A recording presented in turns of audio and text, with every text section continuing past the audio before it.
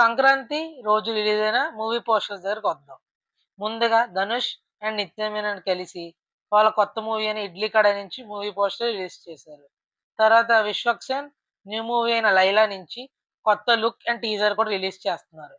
17థ్ teaser వస్తుందని announcement చేశారు. తర్వాత శర్వానంద్ 37 మూవీ అయిన 'నారి నారి నడుమ ఊరారి' టైటిల్ రిలీజ్ చేశారు. అలాగే హీరోయిన్స్ కింద సాక్షి వైద్య అండ్ సంయుక్త మీనన్ యాక్ట్ చేస్తున్నారు.